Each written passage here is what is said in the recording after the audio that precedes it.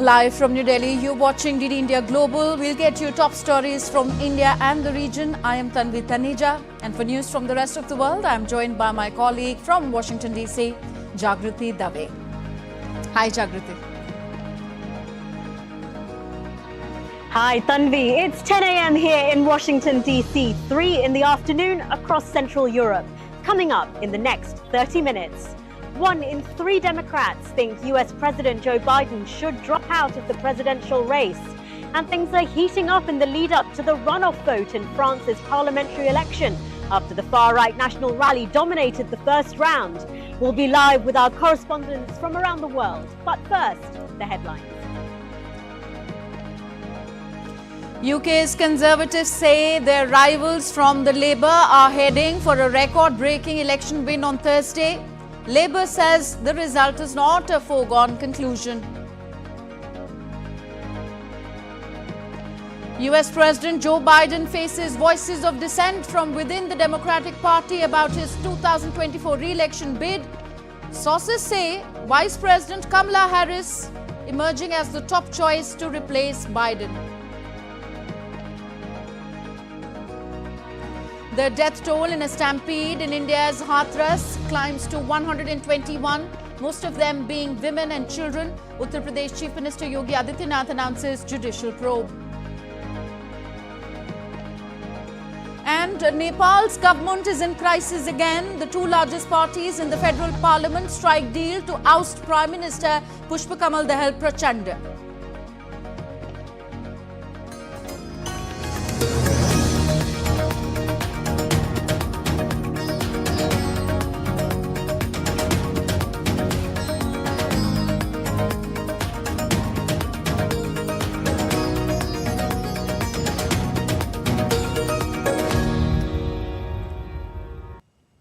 So it's the final day of campaigning in the UK as the country prepares to hold a parliamentary election on Thursday. Opinion polls have predicted that the ruling Conservatives will be unseated by the opposition Labour Party after 14 years in power. On the one hand, Prime Minister Rishi Sunak told voters that his 20 months in government have set the economy on an upward path post the COVID-19 pandemic. He also said that the Labour Party, if elected, will increase taxes. On the other hand, Labour leader Keir Starmer promised change, tapping into public discontent over the UK's falling living standards. So Britain's political parties were on a final campaign push for votes across the country on Wednesday. Labour leader Keir Starmer gave a speech in South Wales, and Liberal Democrat leader Ed Davey was seen racing a tractor in southwest England in another of his eye-catching stunts. Brexit campaigner Nigel Farage is confident of winning his first seat in the UK Parliament. He has said that his Reform UK party will become a mass movement that will challenge the traditional parties. What is important out of this very short campaign, we've been going a month and a day at full pelt with this, getting millions of votes, we're going to do that, I'm certain of it. Getting some seats, I'm certain of it. If it's a lot more than that, then fantastic. But I've made it clear from the start to everybody, including prospective voters. Former UK Prime Minister Boris Johnson made a surprise appearance in the election campaign, issuing a last-ditch bid to rally support for the Conservatives and their leader Rishi Sunak, the man who helped turf him out of office.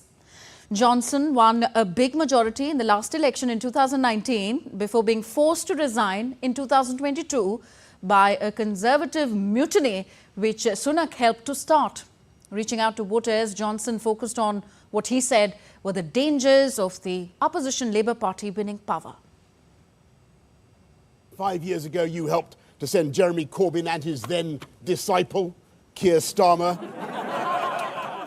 into orbit where they belonged, and we got Brexit done. We restored democracy. We restored democracy to our country, and it was because we got a proper Brexit, and you will all remember how hard that fight was, that we came out of the EU single market, we controlled our own regulation.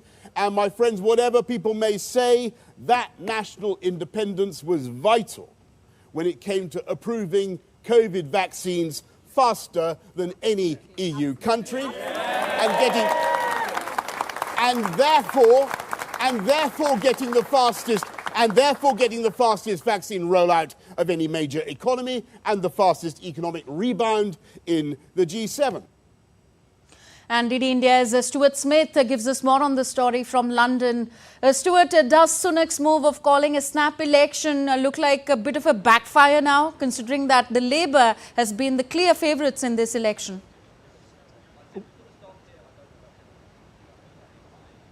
One of the luxuries of being the Prime Minister in the UK is the electoral system allows the Prime Minister to call the election when it seems most favourable, and the decision from the very outset to call one now in the summer was always one that baffled not just the public and the media but also those within his own party. It seemed to take them by surprise as much as it did the rest of the country. The polls suggested the Conservatives were well behind, the campaigners weren't ready and the finances weren't there, and it meant that Rishi Sunak couldn't, for example, tell his potential peers, his candidates, that they would be able to tell people that illegal immigrants are being sent on planes back to Rwanda for processing. That wouldn't happen before the election date. Some of his key 5 promises would not be met by the time voters went to the polls, and so he even went against the advice of his election advisor instead of holding the poll later in the year, perhaps in the autumn when most expected the situation would be more favourable to the Conservatives. And indeed these concerns for the Conservative Party seem to have been played out. Indeed,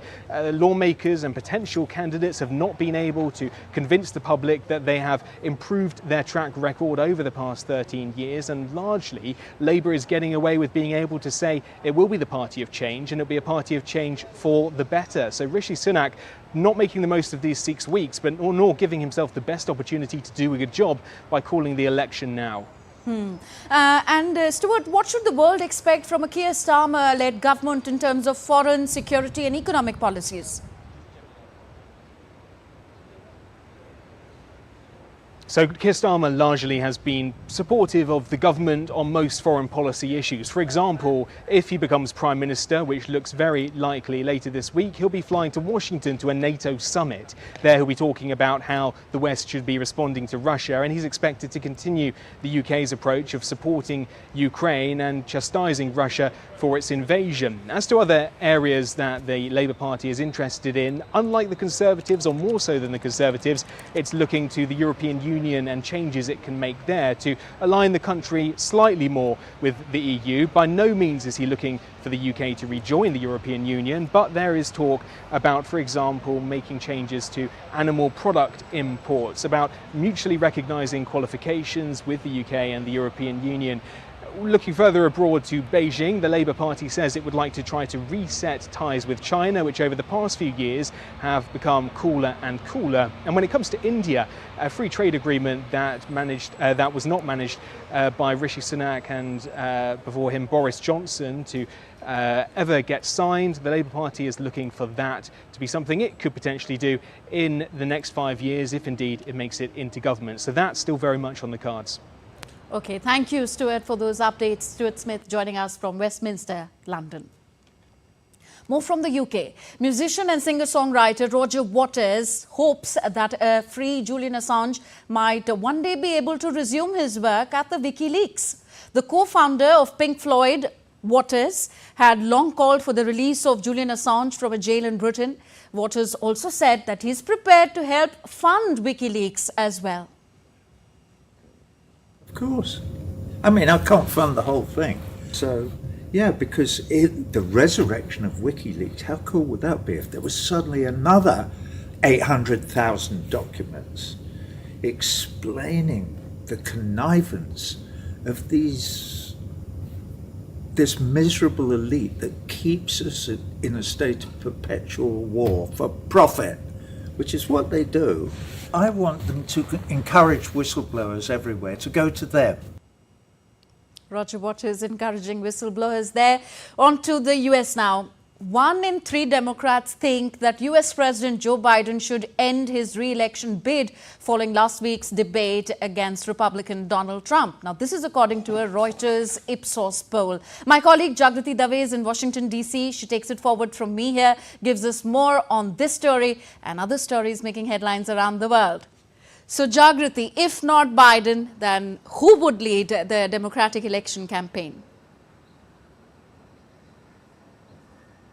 Well, Tanvi, following that disappointing performance in the debate against Donald Trump, US President Joe Biden is facing scrutiny from within his own party. Some Democratic lawmakers and donors are questioning his ability to lead and win the upcoming election, with up to 25 House Democrats potentially calling for him to drop out of the race. Meanwhile, the White House has described Biden's stumbling performance during that debate against Donald Trump as a bad night. Say is that, just to take a step back, it was a bad night. We understand that it was a bad night. And the president has spoken to this. And he understands that.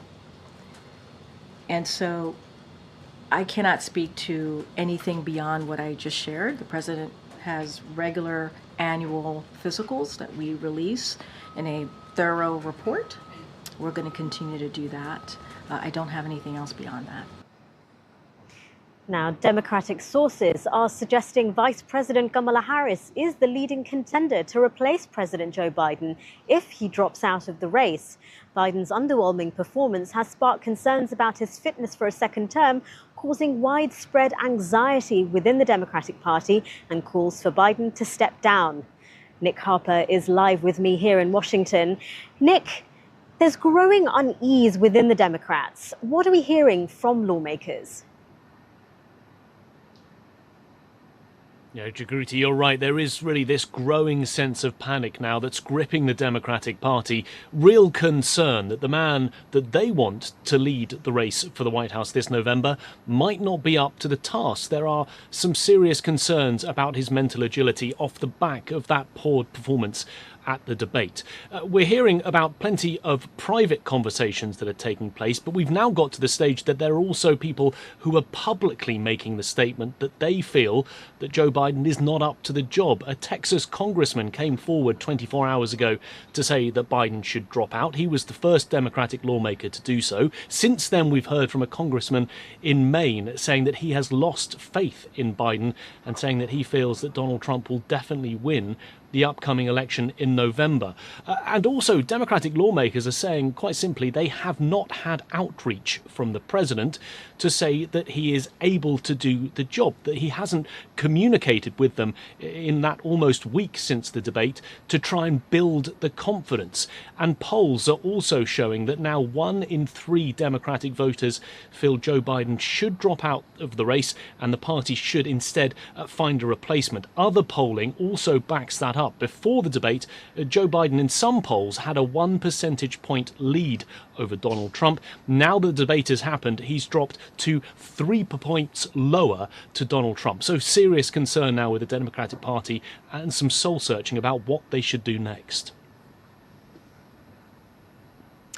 Interesting, Nick. And what are we hearing about Kamala Harris as a potential candidate to replace Joe Biden? Yeah, her name is very much rising to the top of the pile, which seems natural in some respects. As the vice president, she is second in line to the presidency. She would be the person to step up if the president were ever to take ill or to even die. But there is now this push that suggests that she would be the person that gets the most support within the Democratic Party. She obviously already has that name recognition being the vice president. It's very easy to move all the fundraising that Joe Biden has got over to her as the vice president.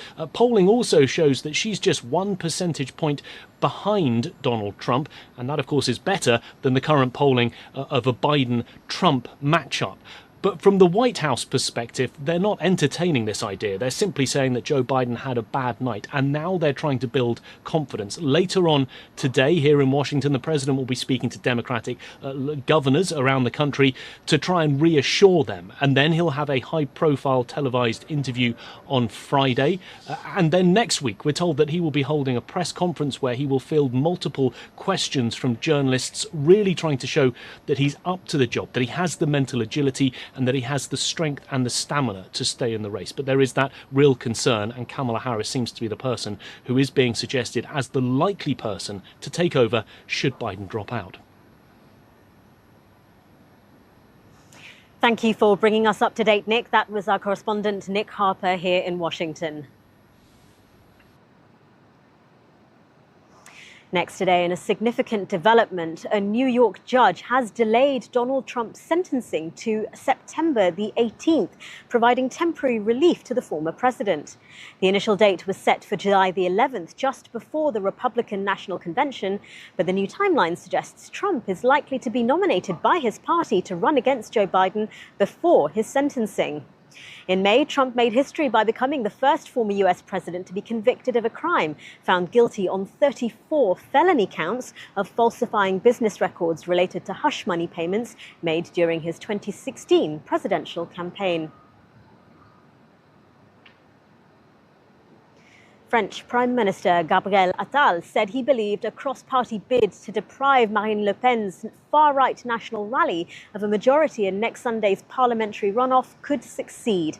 However, he dismissed suggestions that Macron's centrists could form a cross-party government in the event of a hung parliament, proposing that moderates in the assembly work together to pass legislation on a case-by-case basis instead. Prime Minister Attal was speaking after more than 200 candidates across the political spectrum agreed to pull out of local contests to clear the path for whoever was best placed to defeat the national rally in their voting area. This came after Marine Le Pen's far-right National Rally Party secured a historic win in the first round of polling. A broad left-wing alliance came second, followed by Macron centrists in third place. The second vote will be held on the 7th of July. Meanwhile, Marine Le Pen's National Rally Party slammed Macron's call for a Republican front to defeat the far right, saying the move was elitist and against the French people's interest. I don't believe in this Republican front at all. You know, I think one cannot stand up against a people who have started to hope again. National Rally leader Bardella is the personality who crystallizes this hope, who crystallizes the end of budgetary, migratory and security chaos. The French are counting on us and I think they are much more free than the elites might think. Finalement, la Macronie appelle à voter pour la NUPES. Hurricane Beryl has barreled towards Jamaica as a powerful Category 4 storm, having started off as a Category 5 event. Homes were flattened and the agriculture sector was hit hard in the Eastern Caribbean, and at least 3 people were killed. Reports say at around 9 a.m. GMT, the hurricane was about 185 miles southeast of Jamaica's capital, Kingston, with winds of up to 145 miles per hour.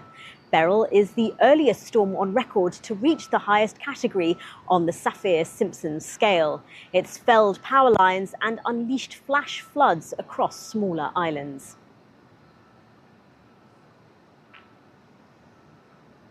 Russia has issued a permanent entry ban on 99 Canadian citizens. The Russian Foreign Ministry alleged that the Canadian citizens were involved in the elaboration and implementation of Ottawa's so-called anti-Russia policies. It said the ban would not affect ordinary Canadians. And ahead of the upcoming Olympics and Paralympics in Paris, the Olympic Village is readying itself to welcome more than 20,000 athletes from around the world, who'll start arriving from the 18th of July. Located in Saint-Denis, the village is being adorned with displays of the game's mascot, the Frige, which, according to organisers, represents freedom and showcases important historical figures of the French Republic. And that's it from me here in Washington. Tanvi, back to you in the studio. Thank you, Jagriti. Jagriti Dave joining us from Washington, D.C. You're watching DD India Global. Next news from Asia. In Nepal, the 2 largest parties in the federal parliament, the Nepali Congress and the CPN-UML, have agreed to share power, aiming to form a new government under the leadership of UML chair KP Sharma Oli. Prime Minister of Nepal, Pushpakamal Prachanda, on Tuesday called on President Ramachandra Paudel and decided not to resign from his post.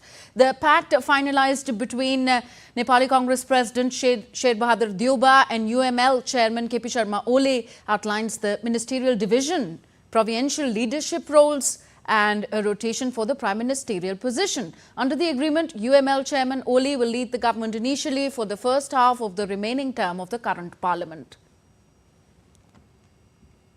And DD India's Shweta Singh now joins us from Kathmandu on the story. Hi Shweta, is Pushpa Kamal Dahal ready to step down now that its largest coalition partner has withdrawn support?